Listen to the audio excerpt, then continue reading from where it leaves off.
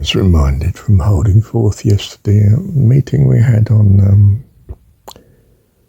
Krishnamurti. It's a long meeting. It went on morning and afternoon. We had lunch and so on. In our house here. And I was saying, well, you can choose to believe that God exists and loves you and cares for you and rules everything, and that you're a child, you don't understand why there's horrendous evil in the world really, but it does give good and bad and we learn from it, and perhaps that's the way to a life eternal in a wonderful place, heaven, to be with God and wonderful people forever. Abundant life, you see. Or you can choose not to.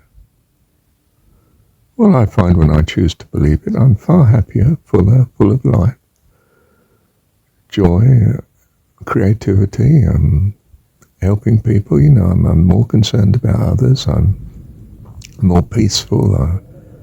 I have purpose. I have meaning. And when I don't put my mind to such existence of God and heaven possibility, I don't have these advantages. So it's straight pragmatic reasoning. I choose to have them. And you know the obvious, if you come to the end of life and you're just dead, well, no problem, you're dead.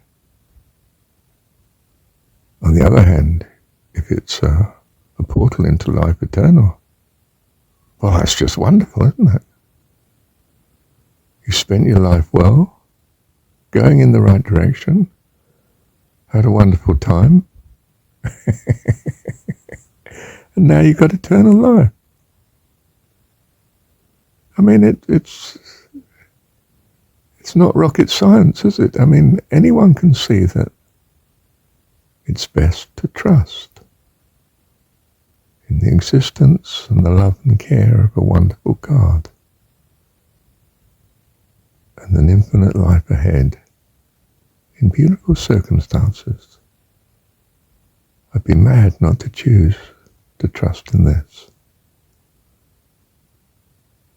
because of the advantages I find.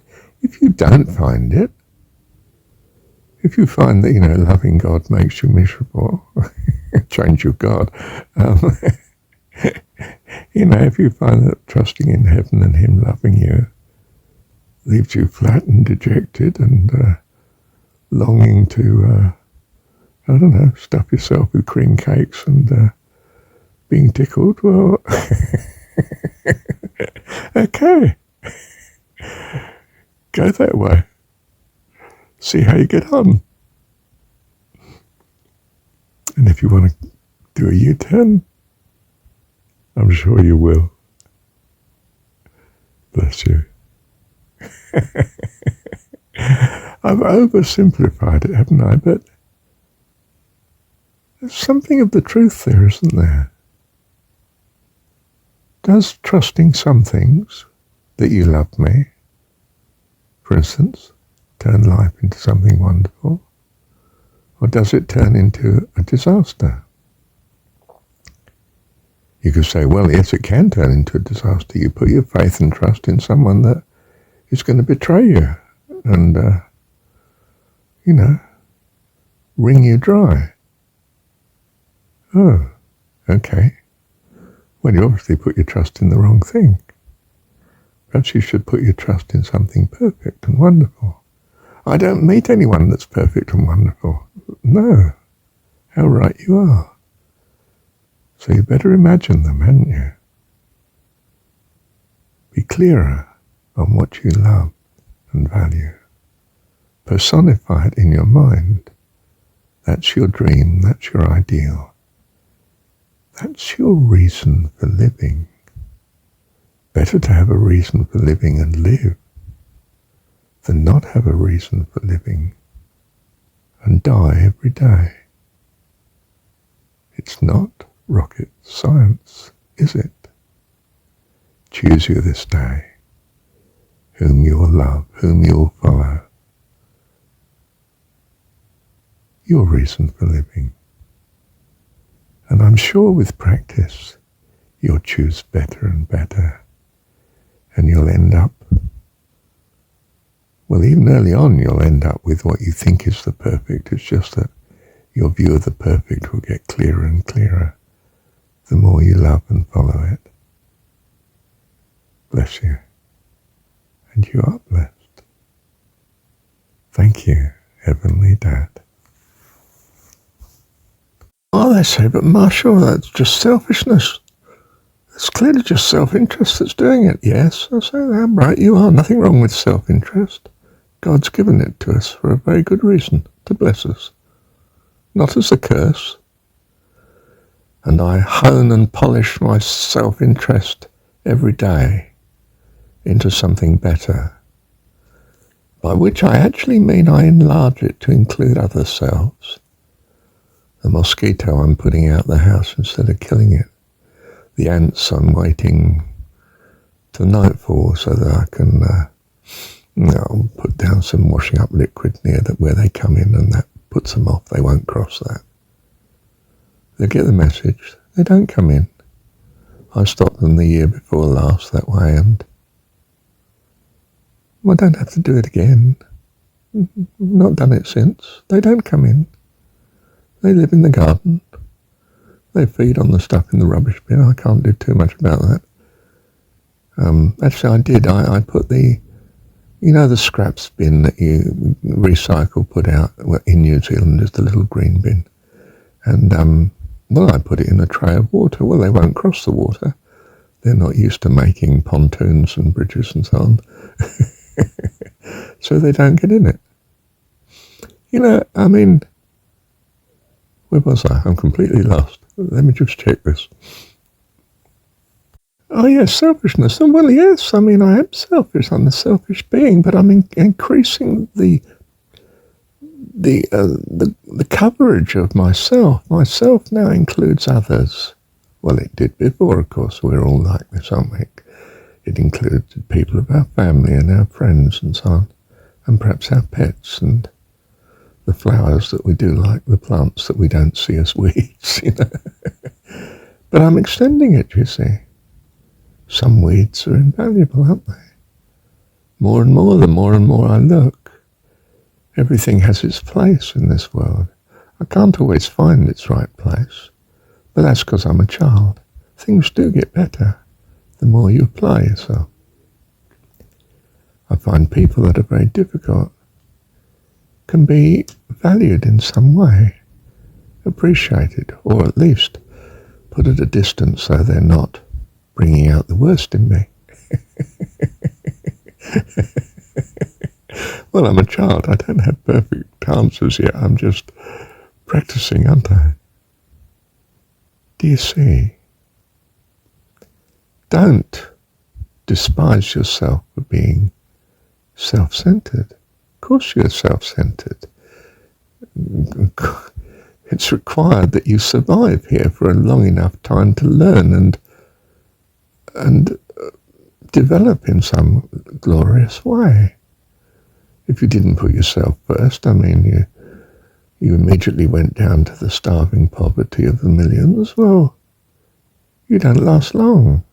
And life is so torturous and uncomfortable, it's probably not terribly spiritual either, unless you're some great Buddhist or spiritual soul, that's not the way to go. I am what I am. And I choose to believe it's a child of God. What an incredible gift and privilege. How unbelievably wonderful. But I choose to believe it, because I'm a child. I'm the hero of the story. That's what stories are for. That you identify with the hero, be it Jesus or the Buddha or Krishna, or you're the hero. Oh, El Cid. I remember I very much was impressed by Charlton Heston. Well, I was a kid and Mum and Dad took me to the cinema, didn't they?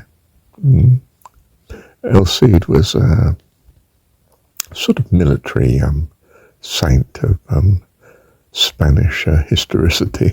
I don't know how, it's more myth than history, I expect. But and of course the film is even more so. But it touched me. The thing was, though, of course, I thought that I can't be this sort of person in that sort of world, because that sort of world doesn't exist any longer. So what's my solution?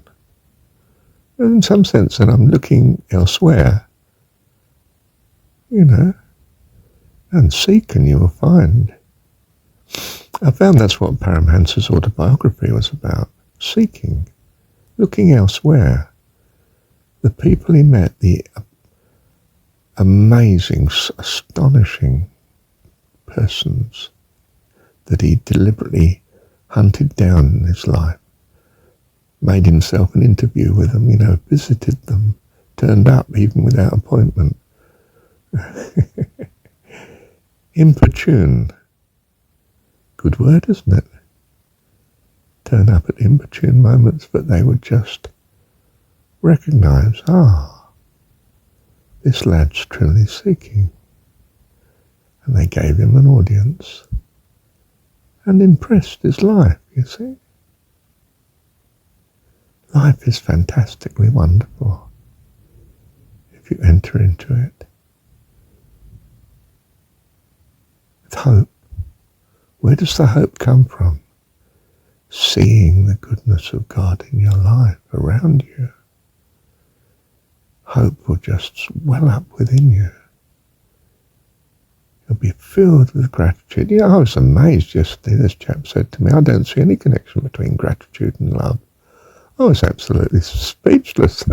It's not often Marshall's speechless, as you gather. I mean, if you're grateful to someone, they're lovely to you, they love you, they care for you, they provide for you. How could you not love them? Oh, says another man in the room, that's just self-interest. Yes, magnificent, isn't it? I mean, I didn't say it to him, but I should have said, well, I know I shouldn't, thank goodness. Haven't you fallen in love? Perhaps he hasn't. Or perhaps he hasn't had. Perhaps not had or forgotten the wonderful care and love that some persons have given to him. Just when he was a child or as an adult. Or even now, our caring of him in the room. He's one of the fellowship. We're concerned about him. I don't mean we're worried about him, but I mean, we're concerned about each other. This is love, fellowship, communion. The secular are starved so often in the 21st century of fellowship. And you say, but Marshall, you spend most of your day alone, doing your recording and your exercises and your meditation and walks and so on. Say, yeah, but I'm not alone, am I? I'm in the company of a fantastic God.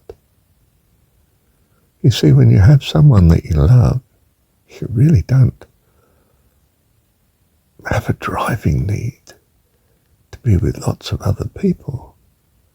On the contrary, the two of you wish to just slap off together and walk in the park, sit on the beach, have a cup of tea together in a cafe. Just to be with them is wonderful. Fullness of life. Well, sorry, my voice is dropping, isn't it? Just to be with them is wonderful. Fullness of life. What else would you want to do? You see, you need to be in love with God, your God. the personification of everything you truly at heart value, and live and devote yourself accordingly. And you'll quickly adjust to anything you've got wrong. You'll put it right. You'll say, oh, perhaps not this. This doesn't work. And you'll adjust your values. And you will shine like the morning sunlight. Awake.